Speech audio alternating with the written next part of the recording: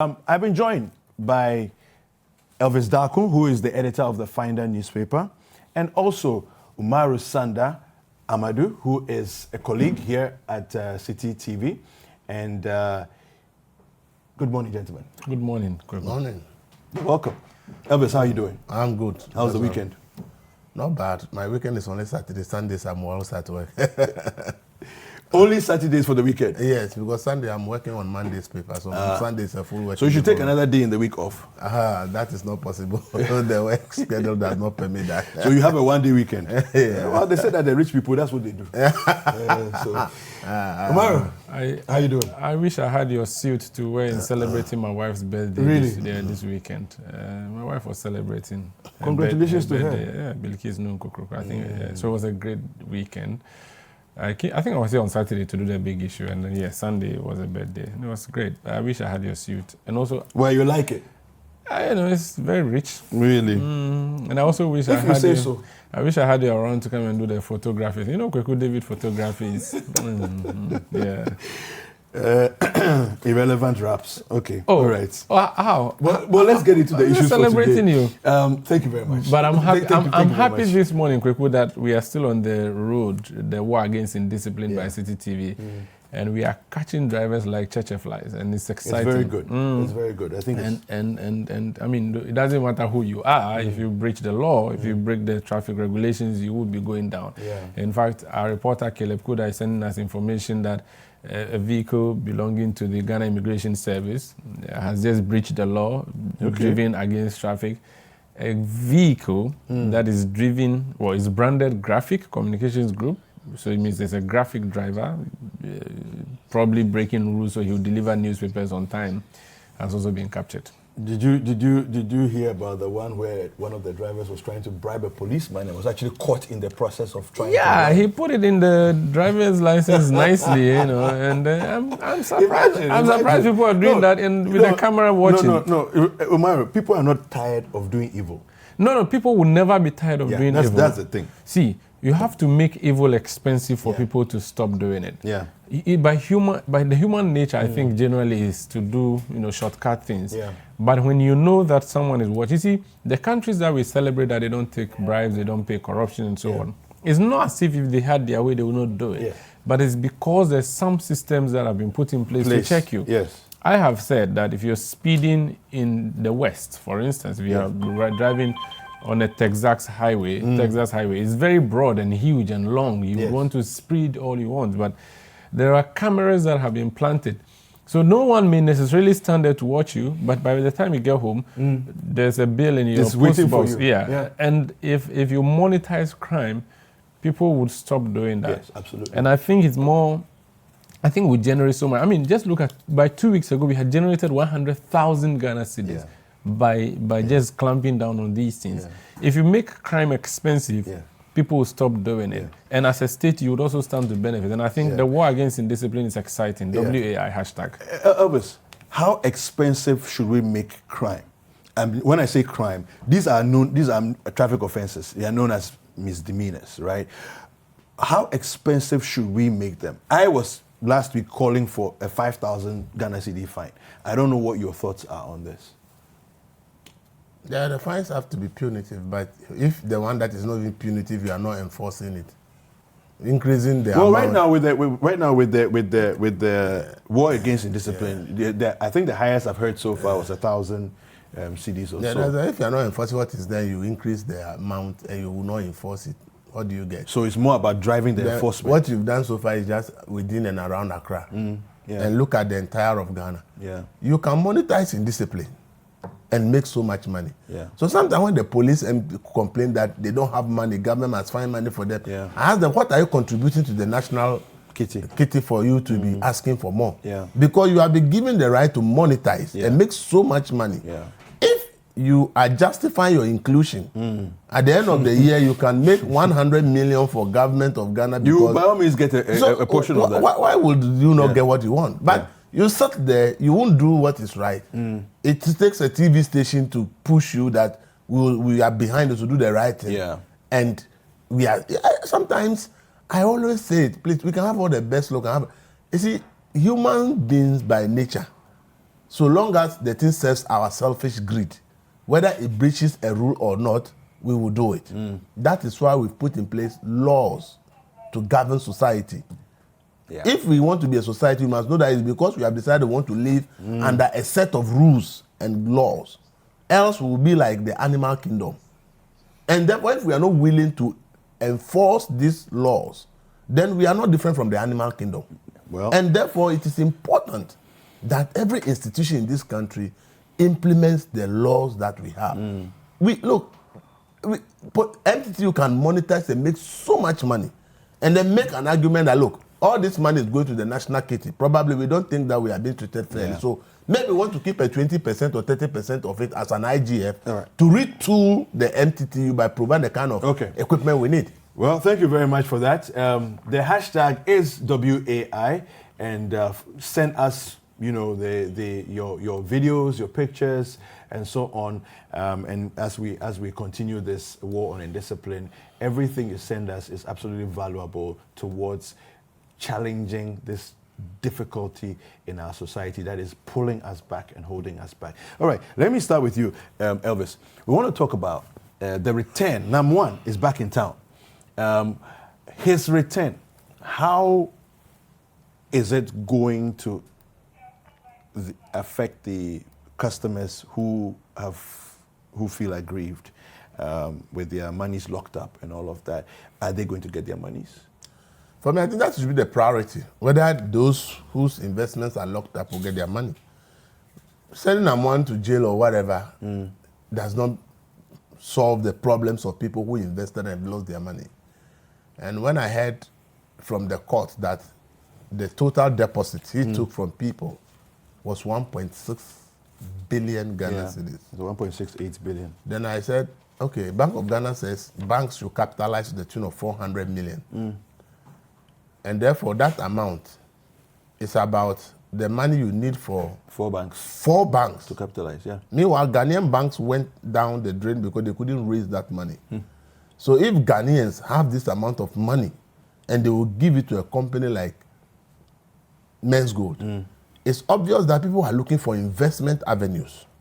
But as to whether we are really letting people understand what the benefits of investment are, where are the right places for them to invest, and the kind of return they can make on investment, I think that we can do a lot of mobilization in the system. Because if MenzGold, which is, let's say, less than 10 years old, can mobilize 1.6 billion cedis, it means that if the financial institutions are lucrative, they are innovative, they do the right things, they can mobilize a lot of savings. And for me, that is key. But you see, we are told that about 16,000 people have their money locked up there. I've told people that when we hear that this economy is hard, the question you ask yourself, has somebody's salary been reduced? No. What is making the economy hard? I have come to realize that it is because many people have invested their hand-earned money in several financial institutions that are unable to pay them their money. And now their monies are locked up. And because they had planned that they were going to use that money to do something to improve their lives or relieve them of a certain challenge, and now the money is locked up, the only option they have is to complain that the economy is hard. And I believe that the regulators have slept for far too long. Right now, the Security Exchange Commission has been sleeping, and it's still sleeping. Because if you go to that sector, the mess over there is also another thing that it's like a time bomb. And if I tell you the monies that SEC is sitting over 30 billion, the industry that operates under SEC, they are sitting on Securities and Exchange Commission. They are sitting on over 30 billion cedis of funds of people's money.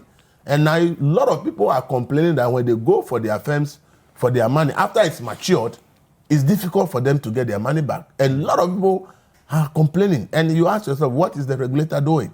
And you try to talk to, so we are trying to talk to, but I think that if somebody has worked for 10 years, 15 years, invested in a mutual fund or something, and now the person is on retirement, thinks that I can get my bulk money, probably the person plans to build a house with that money. And then all of a sudden the person is homeless because he's retired, it's not any money, and all the money is saved in that institution for all his working period is locked up.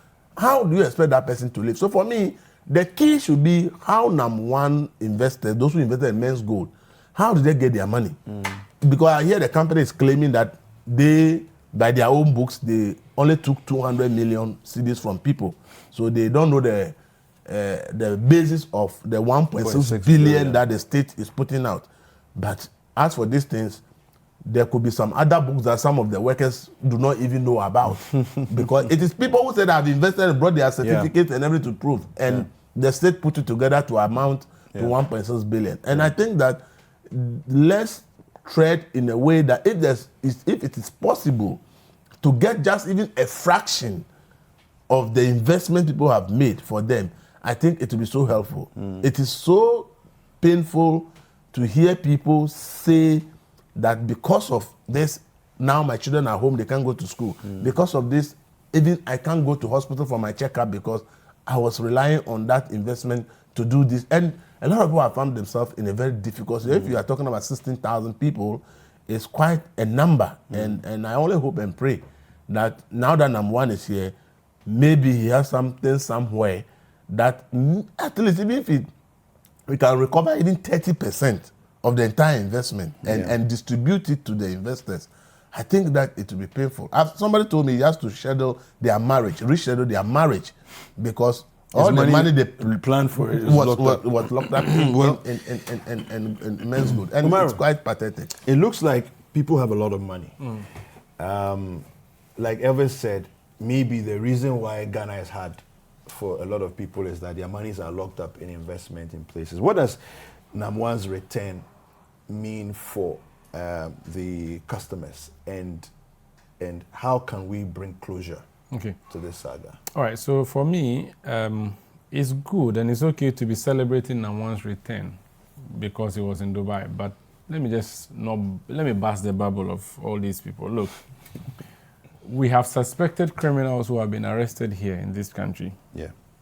And nothing has happened. Is it the CID we are talking about? Yeah. Is it the same CID that arrested Kwaku Sakyi, a year ago? Have they put him in court yet? The same CID that told us they know where the kidnapped Takrady girls are several months on. We still haven't seen them. Or the same CID. The same CID that arrests people and then, they say they're interrogating and then that's it, nothing happens. I mean, I don't want to be excited about this. And if I were a customer of MenzGold, I would have been happier if he was to be tried in Dubai. At least they would expeditiously do it. Not the CID we have here. I think it's an institution that needs a lot of reworking, the Criminal Investigations Department of the Ghana Police Service. So let's not celebrate. Look, we in this country... But Umaru, there are cases where the CID has also been seen to do its work professionally, actively, and on time. I have sat on radio long enough to hear the CID arrest people and nothing has happened to them. Or they'll try them forever. They'll say they invest. In fact, even #1 was returned last week. Yeah. They rushed him to court as early as 6 a.m. on Friday. 6 a.m. Yeah. They went unusual. To seek, and they went to seek what? An adjournment for 2 weeks to continue investigating. We've been investigating #1 from like 100 years ago. Even when the man was in Dubai, we were ready. Like, we even sent our Deputy Attorney General there to go and meet him and talk to him. So what were we talking to him about? We've gone to meet the guy. You've spoken to him in the cell. You have done everything. You have received complaints from customers. You're waiting. You said you're just waiting for the guy to come. He's brought by Emirates, their own airline. He drops. You carry him, whisk him to your place, take him to court early morning. You go and slap those charges, and then one of your panelists on the big issue was alluding to the possibility that he may be in custody, not necessarily as an arrest, but for police protection. Yeah, it's called protective custody. But my point is that if our CID has really done its job, and I know investigations may be cumbersome and burdensome and so on, but seriously, you've been investigating the guy since he was away. You even went to meet him, and I'm sure they interviewed him. And then the guy comes home, and the worst or the best you could do is to seek for 2 extra week adjournment. I don't want to bet your bracelet, but I want to bet that next week, the next 2 weeks when they go, they may just seek another adjournment. and then it continues. The game of a cycle begins. And that is a problem for me. The number one issue, or the MenzGold issue, is one of greed. Greedy customers, who want to reap where they did not sow. But some will say that's unfair. No, very, very fair. Very, very fair. If I know that this phone is worth 100 cedis and someone says, if you give me this phone, I'll give you 1,000 cedis. Yeah, that's crime. Actually, that's crime that I'm actually condoning. Yeah. I know that I don't earn that much. I don't deserve that much. But someone says, oh, I give it to you. And then, you go and fall for it. That's greed. You make an interesting point there, because the reverse of that would raise eyebrows. So why doesn't that one raise eyebrows? Because if you were selling a phone that costs 1,000 cedis on the open market, and somebody is selling for 50 Ghana cedis, it raises eyebrows immediately. And we still go for it. That's a greed. Something that's greed. The people who were engaging in that, and I think someone sent me a message on the big issue on Saturday that the people who went to invest there should also be arrested and possibly charged. Conspiracy and so on. I think to an extent that person has a point. But you see, we are like children in this country. Our parents are called the government. The government, we pay them taxes to take care of us. So we are like children who, when we see fire, we don't know it's fire. We crawl towards it. We are like toddlers. We crawl to the fire and put our fingers in there. It will burn us the first time. We'll go back again and do the same thing, It's a job of the parent, and that's why there's something called negligence on the part of the parent. The parent is supposed to defend us and protect us and prevent us from self-harm. There's something called self-incrimination in law. Let's not incriminate ourselves. Let's not do something that would offend us. The state has to prevent us from doing that. That's why the state has the Ghana Police Service. That's why the state has EOCO, Economic and Organized Crimes Office. Yeah. That's why the state has the Bank of Ghana, which is not just supposed to be regulating banks, but regulating the entire industry. That's why we have the Securities and Exchange Commission. These are all institutions that are supposed to watch us so that we don't do these things. The worst they did, or the best they could do, in the circumstance, was to issue a statement and say to us, don't do business with these guys. Are you telling me that if someone opened a bomb factory at Kwame Nkrumah's Circle and people keep going there to buy bombs, all the state will do is to say, guys, don't go and buy that bomb. It's not good. Buying bombs is not good. Is that what they'll do? Or they'll rather go there and shut the place down and prevent the people? Arrest people who even want to buy that bomb. If you really know that it was wrong for people to invest, you should have arrested those who were investing there. That's if you think it was wrong. If you think it is not right, you could prevent the people from investing. Yeah. You don't sit aloof and watch and see people, and then you issue a statement in graphic and say, and how many people read the graphic anyway? And say that, oh, if you invest money in this company, they are doing this.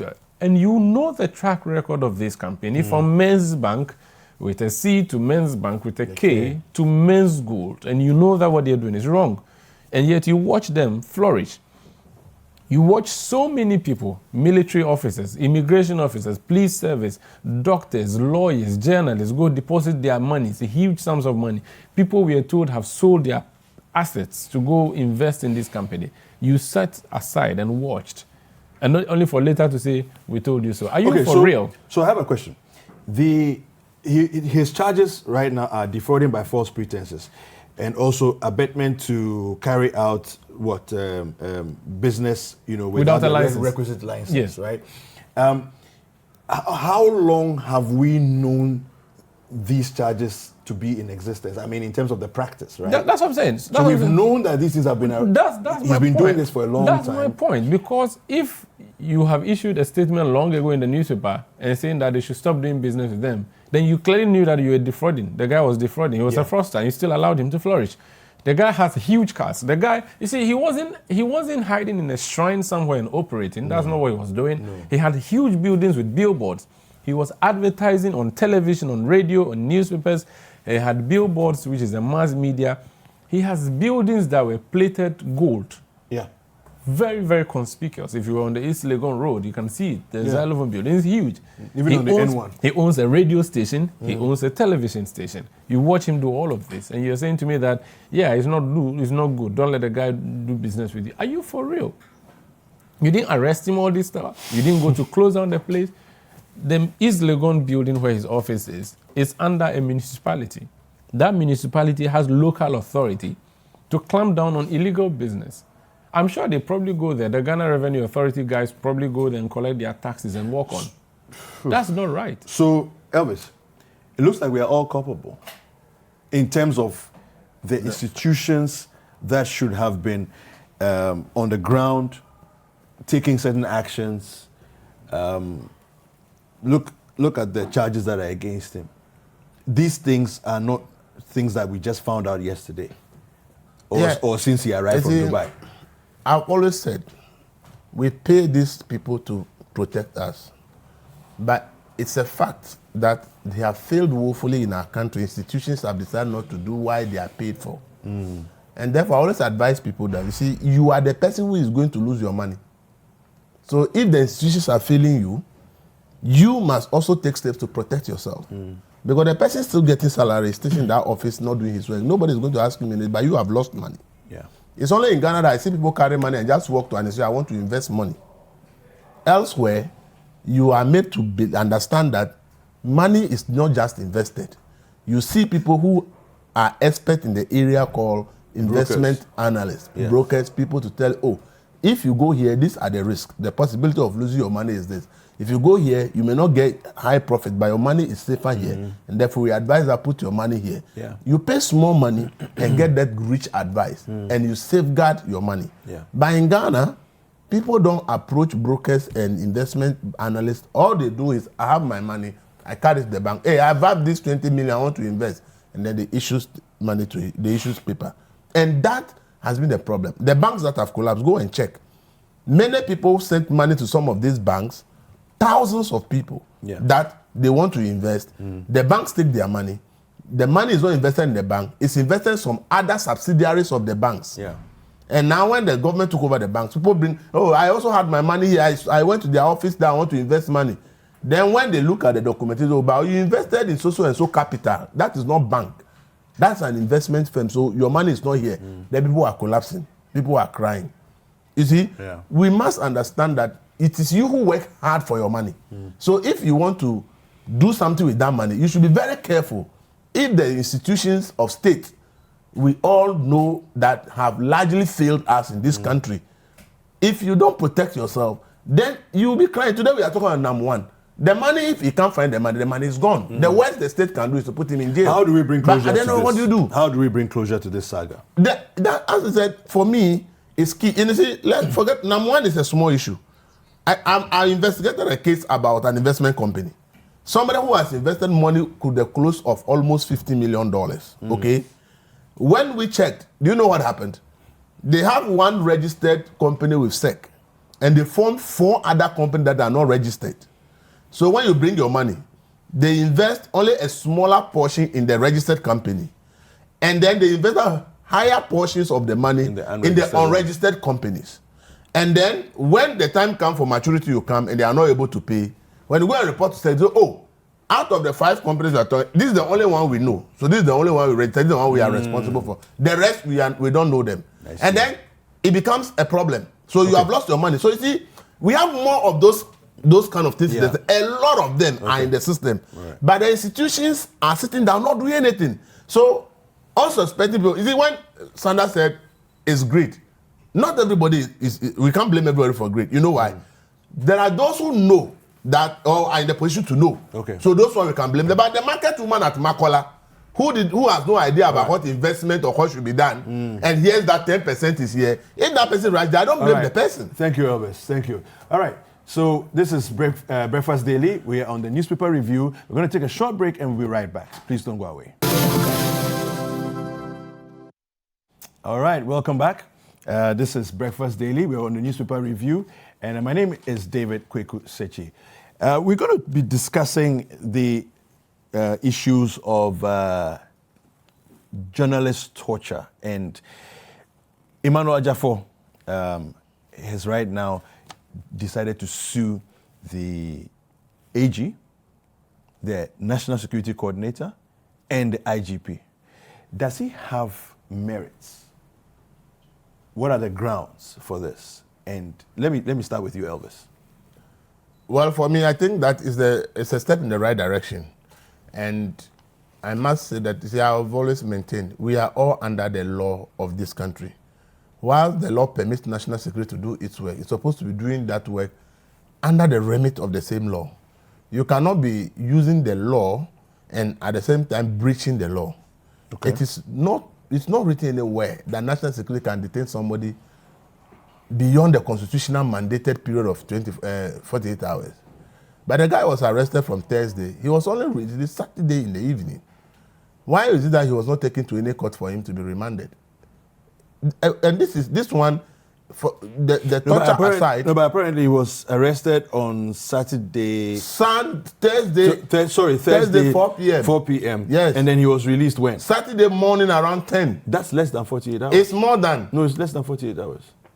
My brother, it's more than that. 4 p.m. on Saturday would have been 48 hours. So you see, for me, all that he said, national security, I'm happy that he took that decision. And you see, I've always told journalists that media houses should have strong lawyers that will take up cases on behalf of their staff when such issues come up.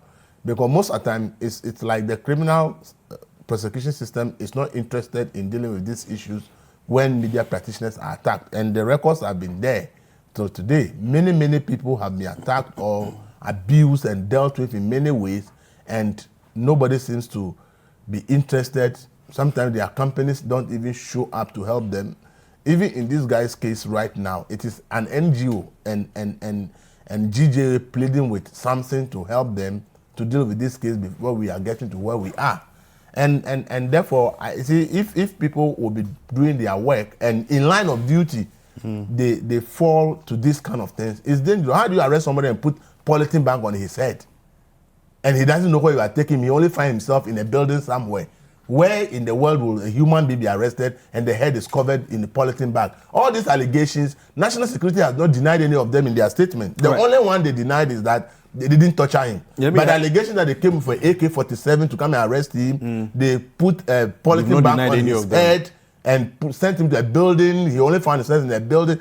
The process of the arrest itself that he complained about, when they issued their statement, they never attended to any of them. The only one they said is that the allegation of torture in the light did of not all happen. this, Elvis, in the light of all this, what can we do? What can be done to make the practice of journalism safer? Well, it's important that first of all the state take action against people who attack journalists. Journalists are not the enemy of the state. Journalists are people that are rather the friend of the state. When people feel disappointed in the state, feel disappointed in the justice delivery system, they vent their frustrations in the media. That is where they run more to the media. So if you go to jurisdictions where things work, petty things that today people run to media in Ghana, they don't run to media in those places because they know that going through the institutional system, the issues will be dealt with. So in our part of the world, people should understand that most of these things are happening and being talked about in the media because of the failure of the state institutions. And therefore, people should not think that because ordinary citizens are running to the media every now and then, it means that media becomes like an enemy of the state. No. See, Citi TV here is not paid by the state money. No. Somebody is working hard to find the money to fund Citi TV. So this is a purely private work we are doing. But you are using your time, your energy, and everything, risking their lives just to make sure that the state is protected. If something is going wrong, you point it out. So such a person, why should that person become an enemy of the state? Right. Ordinary citizens must understand that their problem is not the journalists. Their problems are the state institutions that we are paying with taxpayers' money who are not doing their work. All right. Umaru, he's filed a suit at the Human Rights Division of the High Court. He's saying that his rights to personal liberty, his rights to a fair trial, and his rights to human dignity, these things have been affronted, right? And question I have is, how good is this step he's taken, for our democracy, especially looking at the fact that we have been, as Ghana, we've been deemed to be a beacon of press freedom and all that. In 1992, we collectively decided that we don't want to be ruled by soldiers. We don't want to be ruled by dictators. We want to be ruled by ourselves, and we want to be democratic. That's what we decided in 92. So we put on ourselves a constitution called the 1992 Constitution, and we said we were going to go by the dictates of that constitution. Sadly, though, for us, when we collectively took those decisions, some ancient institutions like the BNI, like the so-called national security, either did not get a memo or are too slow to adjust or will simply not care. So they are still in those days. They still think we are in 1983. They still think we are in the colonial times. They possibly think we are under a military rule. So they can do any silly thing and go with it. Umaru, but you know that the BNI evolved from the special branch. Exactly. Right? And it was even later, after the constitution had been created, it was much later that the act was for the BNI. We know that even though we came with the constitution, in the early 90s, we were not practicing the best of democratic governance. That we all know, and that we're all growing. But 20 plus years after we introduced our constitution, everybody have adjusted. In fact, it is the reason that in 2000, we changed government, and it was very peaceful. We moved from a government that was once headed by a former military ruler into a civilian ruler. Yeah. In 2008, despite the tension in the country, we changed political parties smoothly. In 2016, an incumbent sitting president who was seeking re-election was defeated. And nothing happened. We all moved quietly, and soon there was a new government in town. It means that the citizenry have adjusted. They have learned that it's democracy. That's what we have to do. The politicians understand. But some way, somehow, these guys who hide behind those high walls at the BNI offices or at the Blue Gate at the National Security seems not to know that times have changed and that they have to change. Why would they be arresting a journalist and putting a polythene bag over their head as a hoodie? That is... In 2019. That even Vladimir Putin wouldn't do that, I think.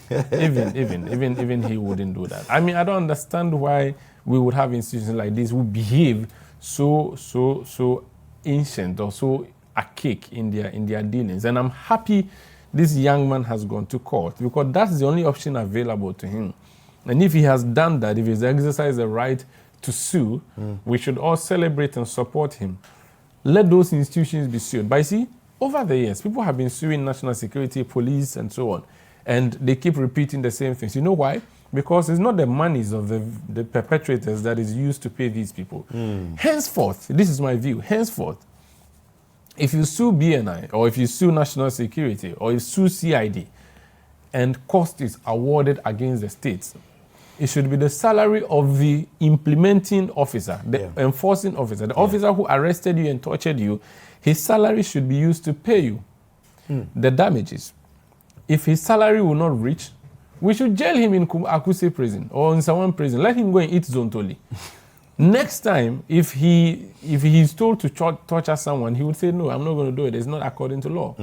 And his peers would notice that, hey, we need to sit up. But until then, they'll keep doing all these silly things because we fuel their cars, we buy their uniform, we give them the guns, and they use it to torture us. That's crazy. And I'm saying that let's ensure that people who perpetrate these acts against us at national security and BNI and CID, when the courts find the institutions culpable and slap charges on them, those charges should not be bared by the state, or they should not be borne by the state. Those charges should be extracted from the salaries of these people. And if they cannot, sell their assets and use it to defray the cost. Okay. Next time they will learn lessons. That's what I think.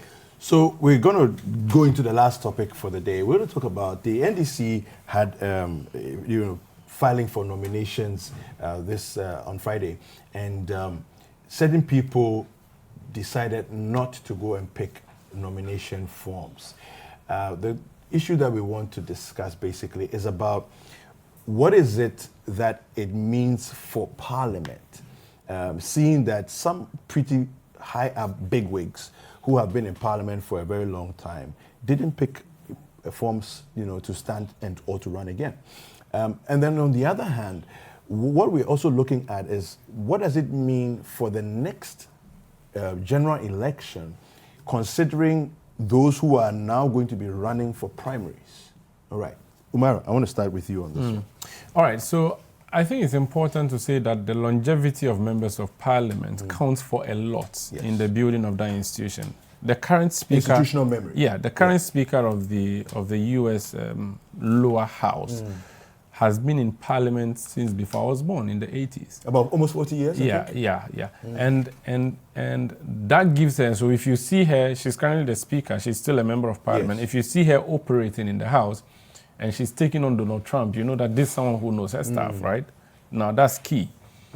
In Ghana, Alban Sumana Kingsford Bagbin has now become the deputy speaker of the House. Yes, second deputy. I mean, he's a second deputy. He's huge, a huge asset. He understands the parliament and the workings of parliament more than many. Oseche Mensah-Bonsu, huge, important. If we had our way, these are guys that would always ensure remain in the House to guide the processes and the procedure, because Parliament is a house of procedure and processes. If you don't go through the lay down processes and procedure, you may end up having more challenges than you ever imagined. But then we also have elections to deal with. So political parties have to go through primaries and they have to go through elections. Yeah. And these people, as important assets as they are also subject to re-election or otherwise. And that's the tricky part. Imagine, some longest serving member of parliament, very experienced, you go to the primaries and you are defeated. That would be very painful. That would be a painful way to leave the House. No, but isn't that fair game? It's fair but painful game. Okay, okay. E.T. Mensah was one of the longest serving MPs, very experienced, was Minister for Sports, was Greater Accra Regional Minister, understood the workings of the Greater Accra region more than so many people, understood the workings of Parliament. He got defeated by someone who he raised, someone at George, in the primaries. That's a terrible way to leave Parliament. That way, so here's the case, you have invested so much money in the primaries and you lose anyway, and you go home and you're a pauper. That's not cool, and I'm not saying E.T. Mensah is a pauper, I'm just saying that these are things that could happen to you. So if you see the horizon and you realize that there's change coming and it's not going in your favor, it's better to back out. Because there's a youth group, right, in the Nadole Kaleo constituency that had been petitioning that he shouldn't stand again. I mean, Bagbin, this is not the first time he's saying to us that he will not stand. So many people didn't even believe when he said this time he was not going to run again. But of course, this is someone who went to the NDC flag bearership primaries and was woefully defeated. You can't go back to Parliament. I mean, you would even lose respect among your peers because 94 of them signed a petition and supported your opponent. And so if you went back, you don't even have locals. Even if NDC wins the 2020 elections, I'm not sure they will even give him speaker, not speaker, they will even give him majority leader, you know. And now he's even outgrown majority and minority leader, but he served as minority leader, majority leader. He's done all of that already. So I think the wisest thing for him to do is what he has done, to step down. Because he knows that there's going to be a tough competition. And he's not sure whether he'll win. Is there any way, and I don't know if it's a system that even exists, but is there any way we can pass on some of his legacy, knowledge, experience, and all of that, even when he's not in the House? Yes, there is a way. There's something called the Hansard. It's like the daily publication of whatever happens in Parliament. The new people should study the Hansard and then progress. Because see, if you don't remove old people, you don't know what new people have. But here's the case where we know that in our part of the globe, people don't like reading that much. But they have to read. That's why they are MPs. That's why we have paid for personal assistance for them. That's why we have built Job 600 for them. And that's why they were even daring to think that would give them a new chamber. So we make their life comfortable. They should read. That's what they have to do. I'm saying that the experiences of these MPs can be harnessed. We can tap into it when we go into the hands. That's one. Two, if they don't make way, we cannot test the new people because there are brilliant new MPs in the House. You know, I mean, there's an MP from the Volta region. He's lost his last elections. He's seeking a comeback now. George Lowe. His colleagues will tell you that he's one of the most finest MPs we had. He was a first termer, and he lost it that first term, and he was very hardworking. That's what we're told. So until you remove, and he replaced Ekia Sena Dansua, one person who has served for so many years. So I'm saying that if you don't remove the old guards, you don't know what the new guards have. You can bring. And you cannot say that we are guaranteeing you success, so you are going to win. So let's leave you to go. Even Oseche Mensah Bonsu is threatened. The last election, he barely skated through. I don't know whether he would want to go again this time or not. But the fact is that if these people don't move, the new people will not come. And so it's good that they have decided. Inus Afuseni, wonderful legislator. He's a lawyer, he's been a teacher, he's been an assemblyman, he's been minister. So he decided that, look, it doesn't look like, and he hasn't said it in so many words, but he says, I do not want to go again. And the indications are that the grounds are shaky. He doesn't want to go and invest so much. The cost of primaries, an MP was telling me the cost of primaries for him is over 200,000 Ghana cedis. That's 2 billion old cedis. Wow. And if you invest that much and you lose, you are done. K2 South, Fifi Fialukwete, the propaganda secretary, is the most successful propaganda secretary of the NDC. He's been minister, he's been member of parliament. He thinks it's time he bows out. Okay. So there are a lot of political calculations that have to be made. Okay, let me go. And I think they've made it right, and it's good. Okay, let me go to Elvis. Elvis, now, there's a whole lot of new crop of people that are coming into the scene. Number one, the places where people are, these bigwigs are not standing anymore, is an open field now. Number two, there are places where there are already people standing, but they are being challenged by others who have some history. Okay, so for example, we have Adenta. Adenta, Nana Oyelitha is putting herself forward for Adenta, and she already has a portfolio from the last time the NDC was in government. So she's apparently a big wig, and will cause some trouble over there. What is the likelihood that the new ones coming in, winning the primaries, if they do, are going to be, substantial against the MPP in the general elections come 2020? Oh, that's why change is good, okay? Change is always good. And it's the most constant thing in life. So if some decide not to go, some are coming, it's good. But I see, the politics we do in Ghana is a problem because it's largely who has the money. Okay. Okay. So whilst you are in parliament trying to do good laws for your people, somebody is down there undermining you and trying to raise money to confuse people that you should not be there. One of the people who left parliament, everybody was sad, and even the MPs, was William Ofori-Boafo. That man is an institution when it comes to parliament. If you talk to those people in parliament, they will tell you that most of the legislation in parliament, when it comes to the drafting, the work on it, this is a man who will dedicate his time, sit by, and work so hard. But this constituency voted him out and brought in somebody else. So you ask yourself, why do we vote for these MPs? And you see, we in Ghana mostly don't vote issue because Sanda has an ideological position and I support that ideological position. I think Sanda is the best to represent my views and how I think the country should go. That is why I'm voting for. We really don't vote because of that. We only vote because of NDC, MPP colors. We vote because the person has been good to me, gave me some small things and all that. So our basis for voting, both from the primary level to even to the national level, we need to change that psyche. Because elsewhere, somebody is a member of parliament for 50 years, 40 years.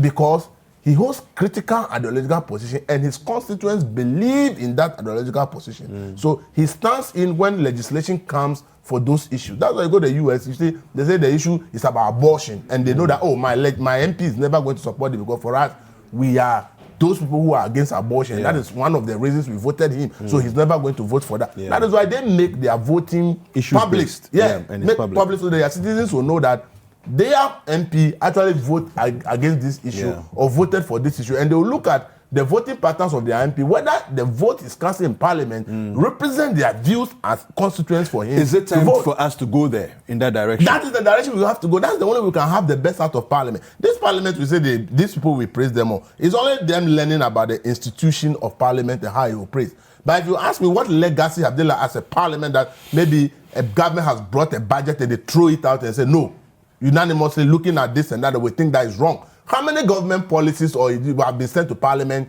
and they were able to stand their grounds against the government and say, look, this is not good for the people and we will not support it. And you see, this is what we call a parliament. But what we have in the parliament is be a rubber stamp parliament.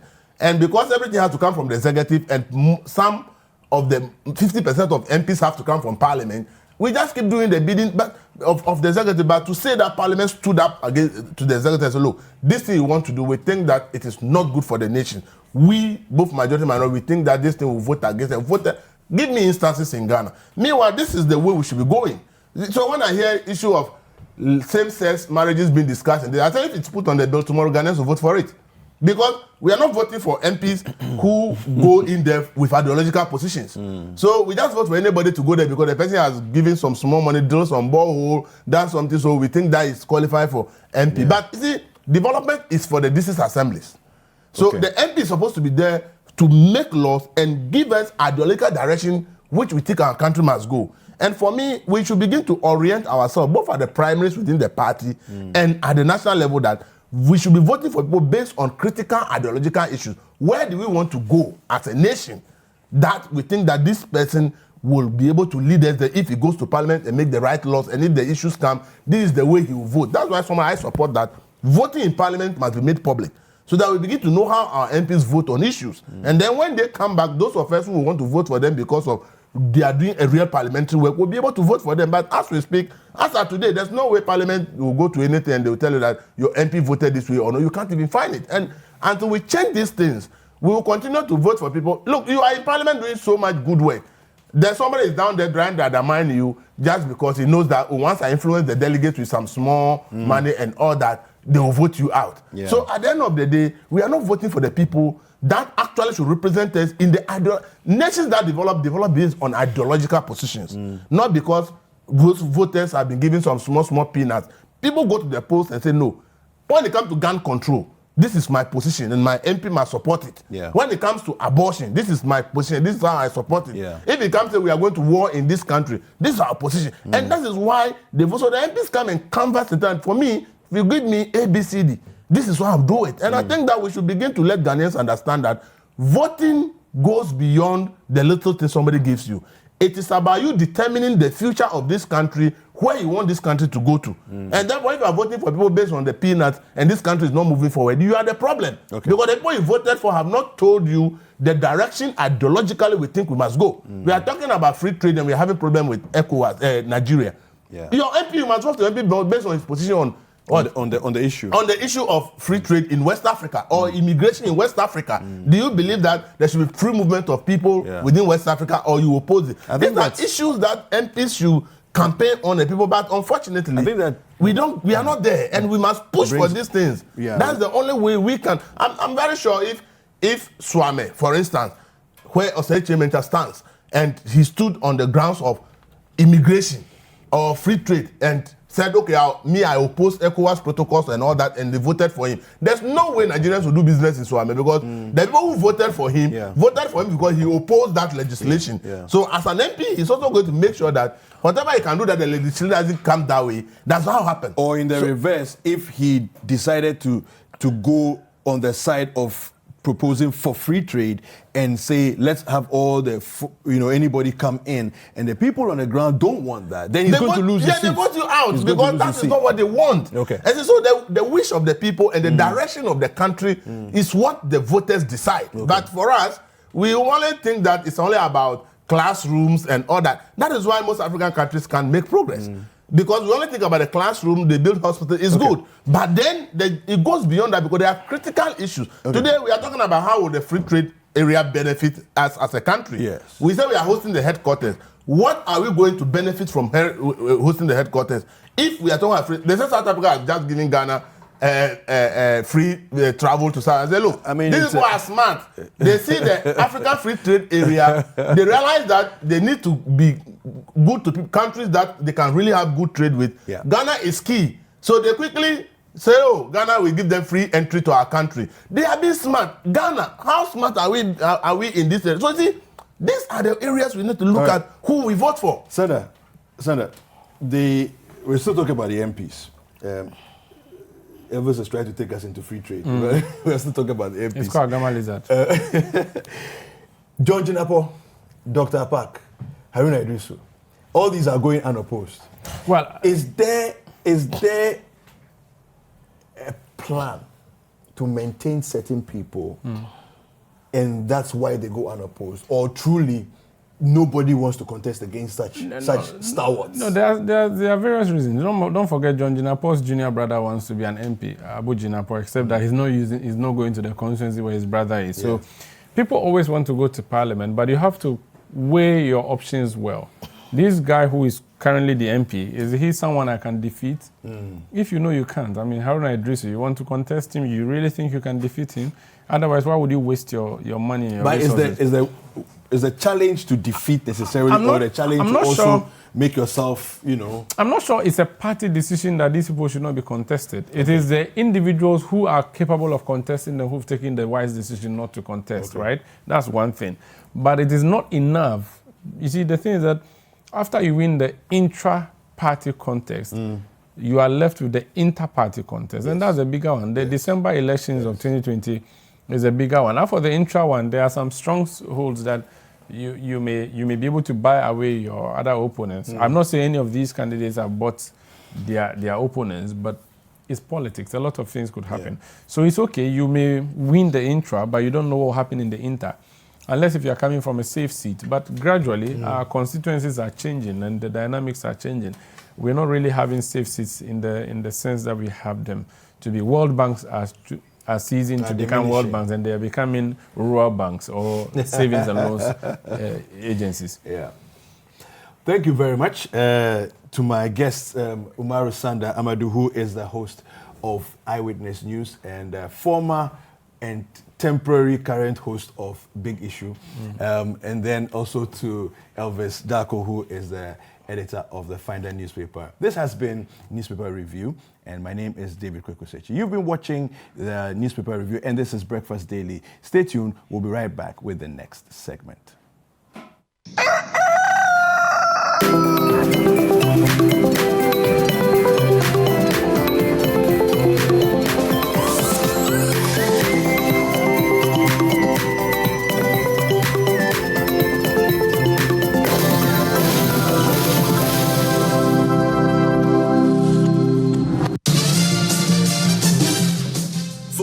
News checks as they unfold.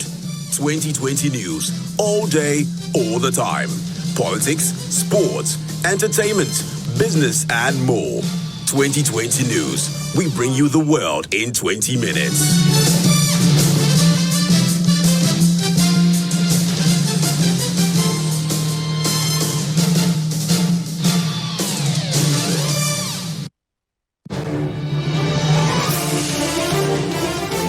For all the news, analysis, projections, and policies that affect your business, curated and delivered in a simple and timely format. Watch Business Dashboard, your most comprehensive source of business news, every weekday at 7 p.m.